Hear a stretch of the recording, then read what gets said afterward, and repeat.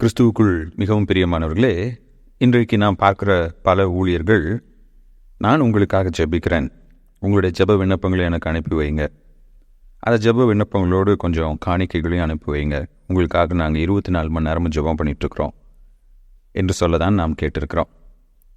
ஆனால் எனக்காக ஜெபித்து கொள்ளுங்கள் என்று தாழ்மையோடு கேட்டுக்கொள்கிற ஊழியர்களை இன்று நாம் அதிகம் காண்பதில்லை. எபிரேயர் 13ஆம் அதிகாரம் 18-19 வசனங்களிலே ஒரு உண்மையான ஊழியக்காரன் தன்னுடைய விசுவாசிகளை, தன்னுடைய ஆவிக்குரிய நண்பர்களை தனக்காக ஜெபிக்கும்படியாக தாழ்மையோடு கேட்டுக்கொள்பவனாக இருக்கின்றான். வாசிக்கலாம். எபிரேயர் 13-18-19 வசனங்கள். எங்களுக்காக வேண்டிக் கொள்ளுங்கள், நாங்கள் நல் மனசாட்சி உள்ளவர்களாய் எல்லாவற்றிலும் யோக்கியமாய் நடக்க விரும்புகிறோம் என்று நிச்சயித்திருக்கிறோம்.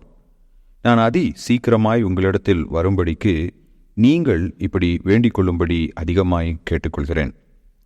பிரியமானவர்களே, அப்போஸ்தலனாகிய பவுலும் இந்த எபிரேயருக்கு எழுதின ஆக்கியோனைப் போல பல இடங்களிலே விசுவாசிகளை தனக்காக ஜெபிக்க கேட்டுக்கொண்டதை நாம் பார்க்கிறோம்.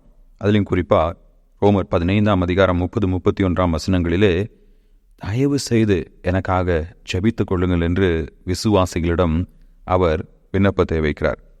எபேசியர் 6ஆம் அதிகாரம் 18-19 நான் சுவிசேஷத்தை தைரியமாய் பிரசங்கிக்கக்கூடிய பலனை தேவன் எனக்கு தர வேண்டும் என்று ஜெபித்துக் கொள்ளுங்கள் என்று கேட்கின்றார்.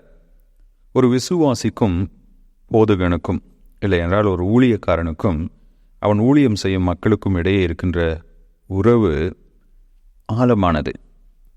எந்த அளவுக்கு ஒரு ஊழியனுடைய ஊழியம் விசுவாசிகளுக்கு தேவையாக இருக்குதோ, அதே போல விசுவாசிகளுடைய சேவை, ஜெபம், ஊக்கப்படுத்துதல் ஒரு ஊழியக்காரனுக்கு அவசியமாக இருக்குது.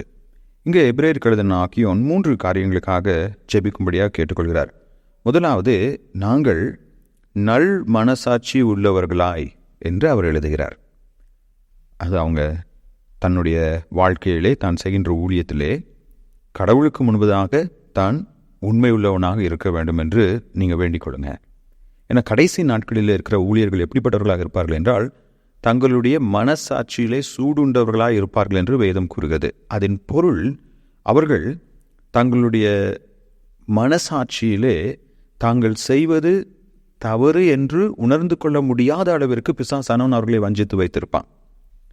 நான் என்ன தப்பு பண்ணுறேன், உலகத்தில் எல்லாரும் பண்ணாததையே நான் பண்ணுறேன், இந்த ஒரு எண்ணம் கொண்டவர்களாய், தேவ சிந்தையற்றவர்களாய், வேதத்திற்கு முரணானவர்களாய் அவர்கள் செயல்படுவார்கள். இப்போ நான் கடவுளுக்கு முன்னாடி உண்மை உள்ளவனாக இருக்கணும்னு ஆசைப்படுறேன், அதுக்காக நீங்கள் ஜெபம் பண்ணுங்கள்.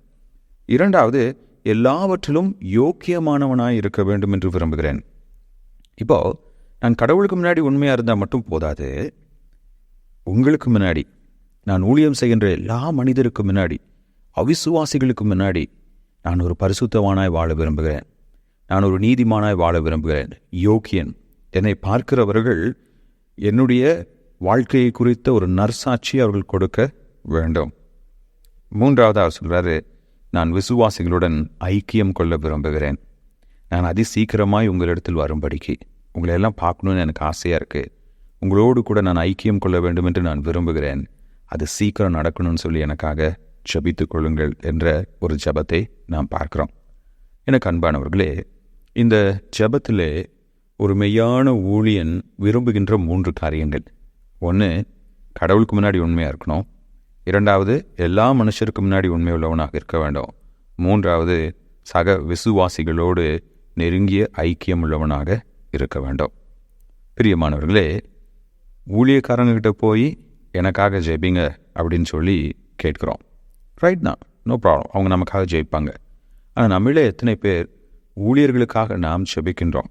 நம்முடைய போதகர்களுக்காக, சபையில் உள்ள தலைவர்களுக்காக, இந்த உலகத்தில் இருக்கிற எண்ணிலடங்காத தேவனுடைய ஊழியர்களுக்காக நாம் ஜெபிக்கிறவர்களாக இருக்கிறோமா? நாம் ஒவ்வொருவரும் நம்முடைய ஸ்தல சபையில் உள்ள ஊழியர்களுக்கும் உலகமெங்கும் இருக்கும் கடவுளுடைய ஊழியர்களுக்கும் ஜெபிப்பது மிக மிக அவசியம். ஜெபம் இல்லாமல் ஊழியம் சாத்தியமில்லை. அதே போல் ஊழியத்தில் பல சோதனைகள் இருக்குது பாருங்கள். நான் நல் மனசாட்சி உள்ளவனாய் இருக்க வேண்டும், நான் யோக்கியமானவனாய் இருக்க வேண்டும் என்று இந்த எபிரேயருக்கு எழுதின ஆக்கியோன் ஜெபிக்கும்படியாக கேட்டுக்கொள்கிறார். ஊழியக்காரர்களும் தங்களுடைய வாழ்க்கையிலே கடவுளை விட்டு வழிவிலகி சென்று பாவம் செய்வதற்கு பல விதமான சந்தர்ப்பங்கள், சூழ்நிலைகள் ஒவ்வொரு நாடும் உருவாகி கொண்டே இருக்க வேண்டும். அதன் மத்தியிலே ஊழியர்கள் தங்களுடைய பரிசுத்தத்தை காத்துக்கொள்ள வேண்டும். அவர்கள் தங்களுடைய பரிசுத்தத்தை காத்துக்கொள்வதற்காக விசுவாசிகள் ஜெபிக்கிறவர்களாக இருக்க வேண்டும். உங்களுடைய ஊழியக்காரங்களுக்காக நீங்கள் ஜெபம் பண்ணுறீங்களா? இல்லை அப்படின்னா இன்னையிலிருந்து நீங்கள் ஜெபிக்க ஆரம்பிங்க. அது அவர்களுக்கு பெரிய பலனாக இருக்கும். கர்த்தர் உங்களை ஆசீர்வதிப்பாராக. ஆமென்.